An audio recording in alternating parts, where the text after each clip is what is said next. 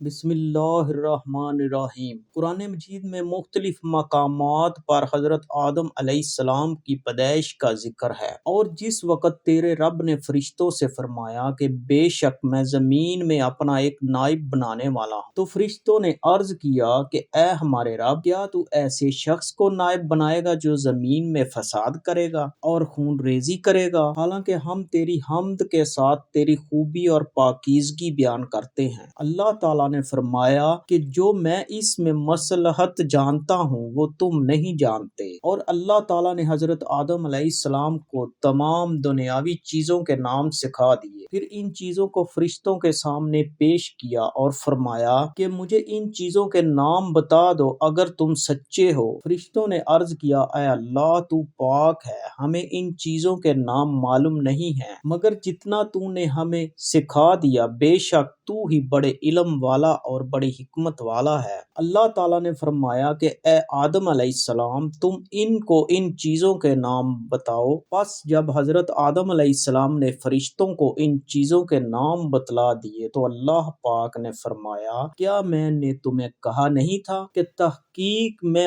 آسمانوں اور زمینوں کے غیب جانتا ہوں، اور جو تم ظاہر کرتے ہو اور جو تم چھپاتے ہو۔ اور جب اللہ نے فرشتوں سے کہا آدم علیہ السلام کو سجدہ کرو تو سب فرشتوں نے سجدہ کیا مگر ابلیس نے انکار کیا اور اپنے آپ کو بڑا سمجھا تھا، وہ کافروں میں سے، اور ہم نے حضرت آدم علیہ السلام سے کہہ دیا کہ تم اور تمہاری بیوی بہشت میں ٹھہرو اور جہاں سے چاہو بہشت کے رزق کھاؤ، اور اس درخت کے قریب مت جانا، اگر تم اس کے قریب گئے یعنی اس سے کھا لیا تو ہو جاؤ گے ظالموں میں سے۔ پس شیطان نے ان دونوں کو پھسلا دیا اور اس جنت سے جس میں وہ تھے نکلوا کر چھوڑا۔ پھر ہم نے ان کو حکم دیا کہ اس بہشت سے اتر جاؤ، تم ایک دوسرے کے دشمن ہو اور تم کو زمین میں ایک مقرر وقت تک رہنا ہے اور فائدہ اٹھانا ہے۔ پس آدم علیہ السلام نے اپنے رب سے چند دعائیہ کلمات سیکھ لیے، اللہ نے ان کی غلطی کو معاف کر دیا،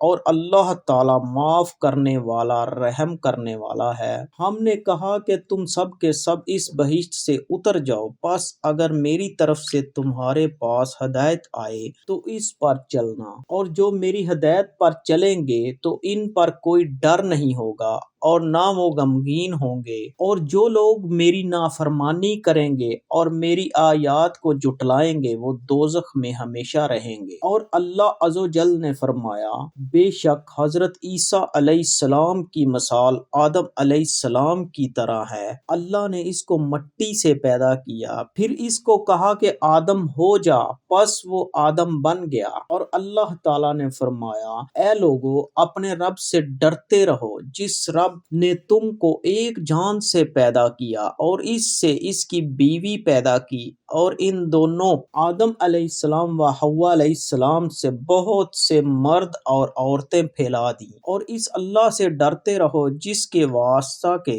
ساتھ تم آپس میں ایک دوسرے سے سوال کرتے ہو، اور رشتے ناطے توڑنے سے بچو، اللہ تم پر نگہبان ہے۔ اے لوگو، تحقیق ہم نے تم کو ایک مرد اور ایک عورت سے پیدا کیا اور تم میں قومیں اور خاندان بنا دیے تاکہ آپس میں ایک دوسرے کو پہچان سکو، بے شک تم میں سے اللہ کے نزدیک زیادہ معزز اور مکرم وہ ہے جو تم میں سے زیادہ پرہیزگار ہے۔ اللہ وہ ہے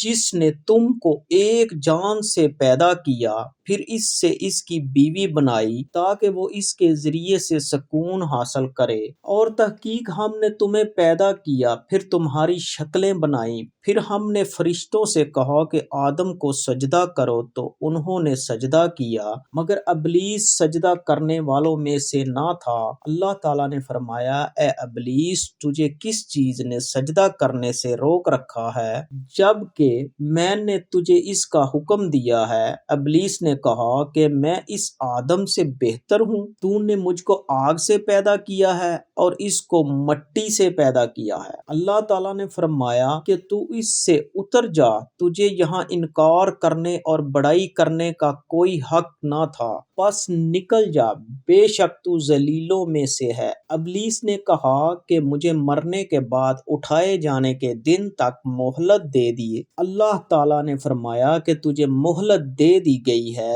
ابلیس نے کہا کہ جب تو نے مجھے گمراہ کر دیا ہے تو میں تیرے سیدھے راستے پر ان کی طاق میں بیٹھوں گا، پھر ان کے پاس ان کے آگے سے اور ان کے پیچھے سے اور ان کی دائیں اور بائیں جانب سے آؤں گا، اور تو ان میں بہت سو کو شکر گزار نہیں پائے گا۔ اللہ تعالیٰ نے فرمایا کہ تو ذلیل اور مردود ہو کر یہاں سے نکل جا۔ ان میں سے جو تیری راہ پر چلیں گے تو میں تجھ سے اور ان سے تم تمام سے جہنم کو بھر دوں گا، اور اے آدم تو اور تیری بیوی جنت میں رہو اور جہاں سے چاہو کھاؤ، مگر اس درخت کے قریب نہ جانا ورنہ ظالموں سے ہو جاؤ گے۔ پس شیطان نے ان دونوں کو وسوسہ ڈالا، بہکایا۔ اس کا مقصد یہ تھا کہ ان کے لیے ان کی چھپی ہوئی شرمگاہوں کو ظاہر کر دے، اور اس نے کہا کہ تمہارے رب نے اس درخت سے اس لیے منع کیا ہے تاکہ تم فرشتے